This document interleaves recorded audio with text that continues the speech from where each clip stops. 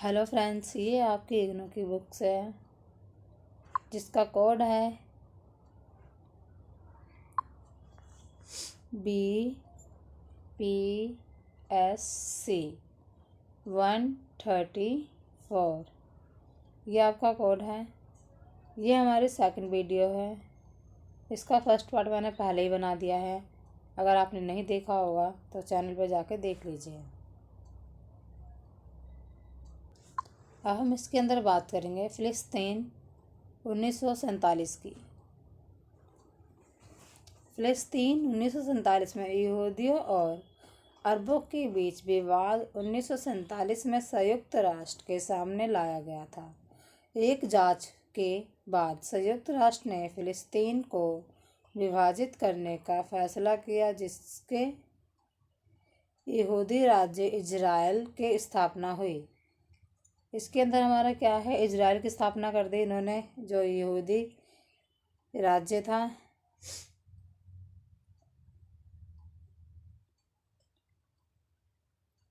यह संयुक्त राष्ट्र के सबसे विवादास्पद के सवाल पर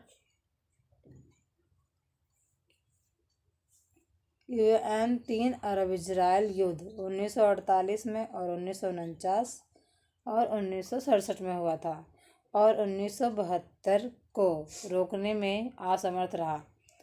कहने का मतलब इसके साथ कितने युद्ध हो गए हमारे? तीन युद्ध है, और जो चौथा होने वाला था उसको रोकने में भी वो असमर्थ रहा।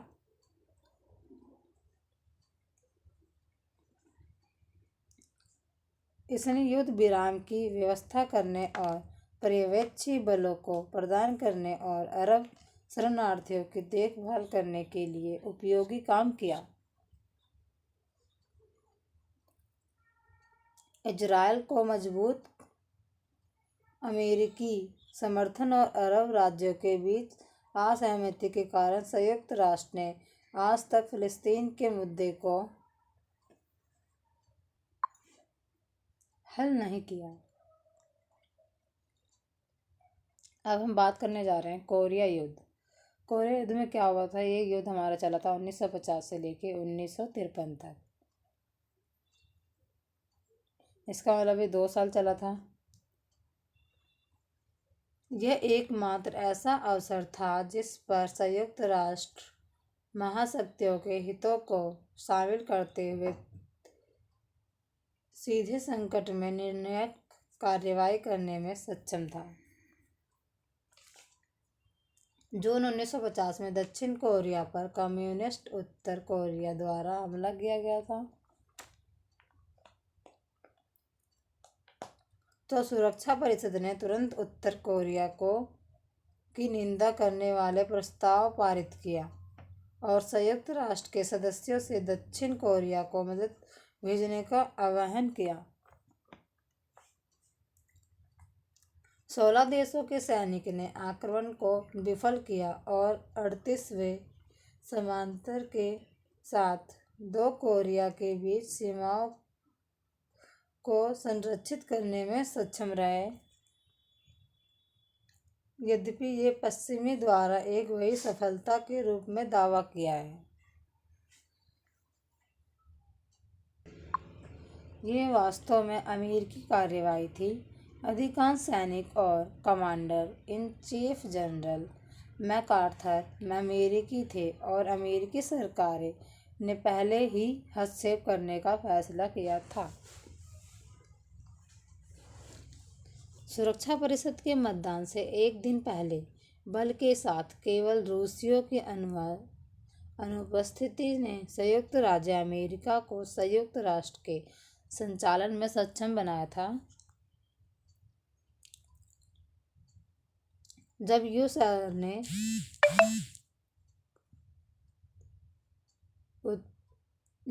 यूएसएसआर ने उत्तर कोरिया के खिलाफ आगे के प्रस्ताव को वीटो करना शुरू कर दिया, तो महासभा ने अपना प्रसिद्ध प्रस्ताव शांति के लिए एकता पारित किया। अब हमारा टॉपिक है सुएज संकट। 1956 की बात है ये। आपको अगर 12th में आपने क्या होगा तो आपको याद है, ये नहर का कोई मैटर है।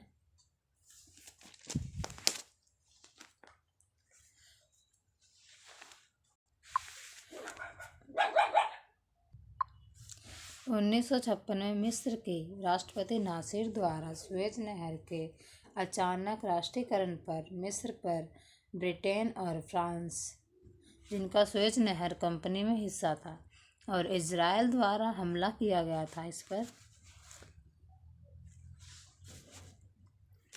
जब ब्रिटेन और फ्रांस द्वारा बल के उपयोग की निंदा करने वाले सुरक्षा परिषद के प्रस्ताव को वीटो किया गया, तो शांति के लिए एकता प्रस्ताव के तहत महासभा ने न केवल आक्रमण की निंदा की बल्कि सैनिक की वापसी का आह्वान भी किया।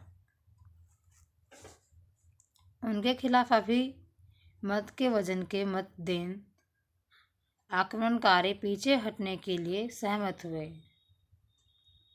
संयुक्त राष्ट्र ने नहर पर एक उचित समझौता सुनिश्चित किया और अरबों और इजरायलियों को एक दूसरे का कत्लेआम करने से रोक दिया।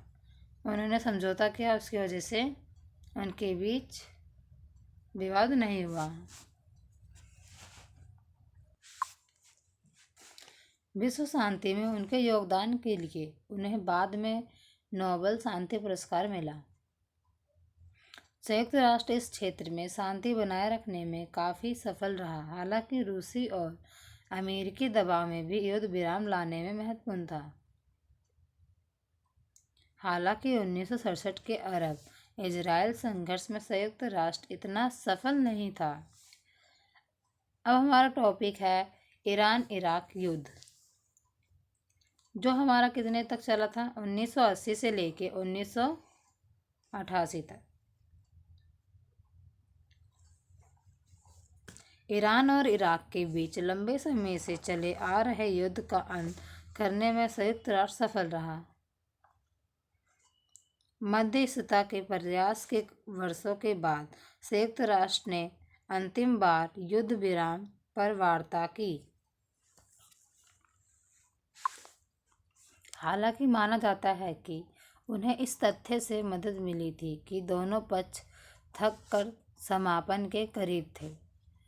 अब हमारा टॉपिक है 1991 का खाड़ी युद्ध। युद्ध पर संयुक्त राष्ट्र की कार्यवाही प्रभावशाली थी। जब इराक के सद्दाम हुसैन ने कुवैत पर आक्रमण करने और छोटे लेकिन अत्यंत समृद्ध पड़ोसी राज्य पर कब्जा करने के लिए अपने सैनिक को भेजा, संयुक्त राष्ट्र सुरक्षा परिषद चाहता था कि वह सैनिक वापस बुला ले या उसके परिणाम का सामना करे। जब इराक इनकार कर दिया तो संयुक्त राष्ट्र का एक बड़ा दल कुवैत भेजा गया। एक छोटे से निर्णायक अभियान में इराकी सैनिक को बाहर निकाल दिया गया, जिससे भारी नुकसान हुआ और कुवैत का आज़ाद कर दिया गया। हालांकि संयुक्त राष्ट्र के आलोचकों ने शिकायत की कि कुवैत के केवल इसीलिए मदद मिली क्योंकि पश्चिमी दंगों को उसके तेल की आपूर्ति पश्चिमी देशों को उसके तेल की आपूर्ति की आवश्यकता होती है। इसलिए विश्व में शांति स्थापित करने में यूएन इतना सफल क्यों नहीं है? इसके 5 कारण थे। क्या थे, देख लेते हैं। पहला था संयुक्त राष्ट्र की एक स्थायी सेना की कमी, और दूसरा वीटो पावर 5 के बीच सर्वसम्मति का अभाव, और तीसरा P5 की वीटो पावर, धन की कमी, सदस्यों का असहयोग। ये हमारे क्या थे, कारण थे, जिसकी वजह से यूएन असफल हो गया, और अब तो है भी नहीं मेरे ख्याल से प्रेजेंट में। अब हमारा टॉपिक है आर्थिक और सामाजिक विकास में संयुक्त राष्ट्र की भूमिका।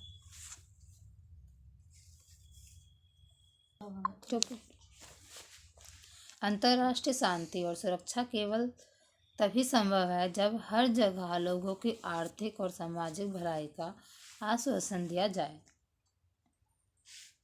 महिलाओं की उन्नति, मानवाधिकार, सतत विकास, पर्यावरण संरक्षण और सुशासन जैसे मुद्दों को विकास के प्रतिमान में शामिल करने की आवश्यकता व्यक्त की गई।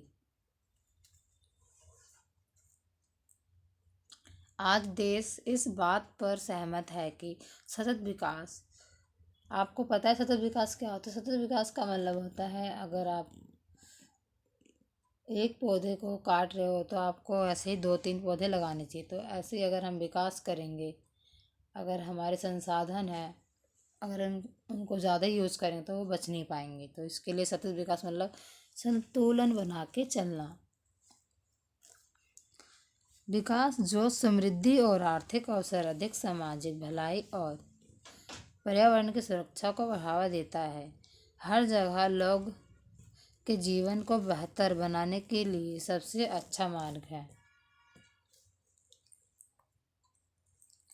सार्वभौमिक प्राथमिक शिक्षा हासिल करना, लैंगिक समानता और महिलाओं के सशक्तिकरण को बढ़ावा, बल मृत्यु दर कम करना, मातृ स्वास्थ्य पर सुधार, HIV, एड्स, मलेरिया और अन्य बीमारियां का मुकाबला, पर्यावरणीय स्थिरता सुनिश्चित करना और विकास के लिए एक वैश्विक साझेदारी विकसित करना। अगर आपने इसका फर्स्ट पार्ट देखा है तो इसके अंदर मैंने पहले ही बता रखा है, अगर एक दूसरे की, अगर हमारा राज्य है या देश है, हम एक दूसरे की मदद नहीं करेंगे तो किसी का डेवलप नहीं हो पाएगा। डेवलप इसलिए नहीं हो पाएगा, अगर आप सोचो कि अपना अपना भला करा जाए तो वो इम्पॉसिबल है। क्योंकि अगर आपको पता है, जैसे अभी का एग्जांपल ले लेते हैं, कोरोना वायरस। कोरोना वायरस में क्या होता है कि हमारा जो इंडिया है, उन्होंने अमेरिका की मदद की थी, यहाँ से सुई उन्हें प्रोवाइड करवाई थी, आपको पता ही होगा। तो ऐसे अगर कोई भी महामारी आती है, कोई भी अगर कहीं भी अकाल आ जाए तो कोई दूसरा देश उसकी हेल्प करता है। तो इसके अंदर यही सब है। अब हमारा दूसरा टॉपिक है संयुक्त राष्ट्र की उपलब्धियां और विफलताएं। संयुक्त राष्ट्र को आने वाली पीढ़ियों को युद्ध के संकट से बचाने, मानवाधिकार की रक्षा करने, अंतर्राष्ट्रीय शांति और सुरक्षा बनाए रखने और अंतर्राष्ट्रीय कानून को बनाए रखने के लिए बनाया गया था। अब उपलब्धियां क्या है इसकी हम देख लेते हैं एक बार। जब संयुक्त राष्ट्र की स्थापना 1945 में हुई थी, तब संयुक्त राष्ट्र के 80 सदस्य उपनिवेश थे। ठीक है। UN ने आज़ादी हासिल करने के लिए 750 मिलियन लोगों के साथ इकाइयों की मदद की। UN के शांति सैनिक ने 1945 के बाद से 60 से अधिक फील्ड मिशन किए और क्षेत्रीय संघर्षों को समाप्त करने वाली 172 शांतिपूर्ण समझौते किए।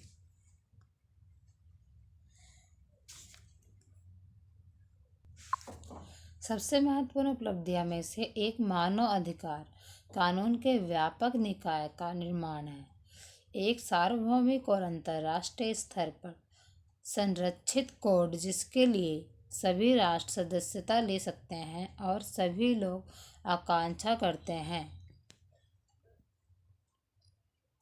अंतर्राष्ट्रीय कानून के संहिताकरण के माध्यम से राष्ट्रों के बीच कानून के शासन का विस्तार करने में अधिक योगदान दिया।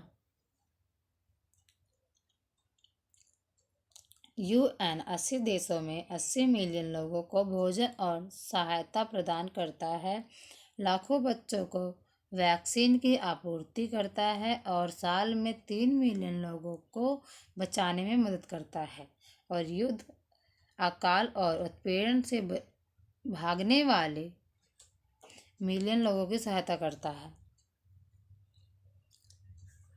ये संघर्ष को रोकने के लिए कूटनीति का उपयोग करता है। कुछ 50 देशों को अपने चुनाव के साथ 1 वर्ष में सहायता करता है।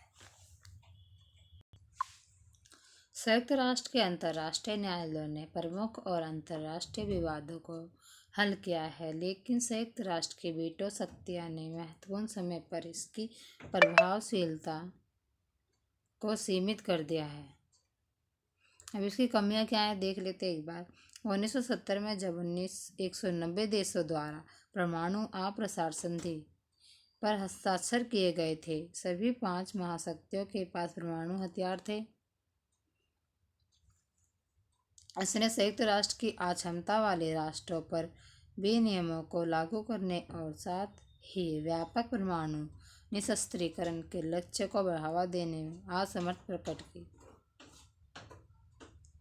2002 में स्थापित अंतर्राष्ट्रीय आपराधिक न्यायालय ने कई युद्ध अपराधियों पर मुकदमा चलाया है, लेकिन केवल अफ्रीकी नेताओं पर मुकदमा चलाने के लिए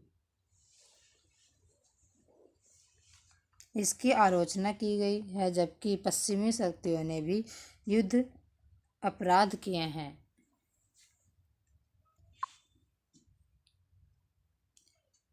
ये आपको साफ नहीं दिख रहा होगा, मगर फिर भी मैं बोलने की कोशिश करते हैं, आप समझने की कोशिश करिएगा।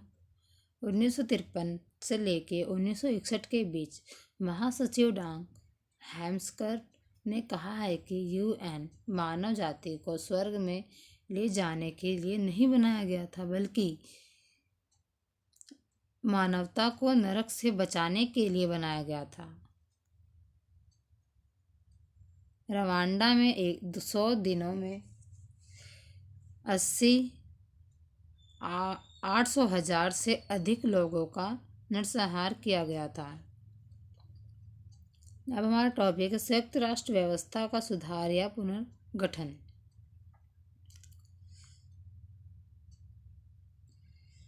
इकतीस जनवरी 1992 को सुरक्षा परिषद के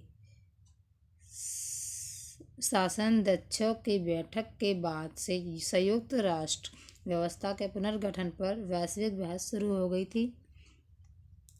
इसीलिए संयुक्त राष्ट्र संरचना को फिर से डिजाइन करना अनिवार्य है, ताकि यह 21वीं सदी की चुनौतियों का सामना कर सके।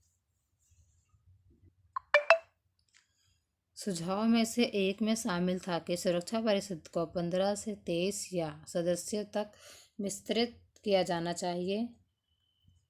सेकंड पॉइंट है हमारा, जिसमें से 5 अतिरिक्त स्थायी सदस्य होने चाहिए, 2 औद्योगिक देश और जर्मनी, और 3 बड़े विकासशील देश जैसे ब्राज़ील और भारत और Nigeria.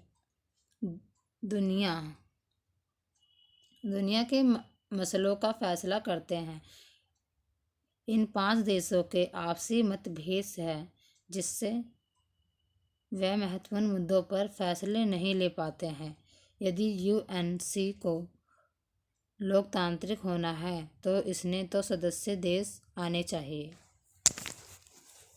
Thank you for watch my video.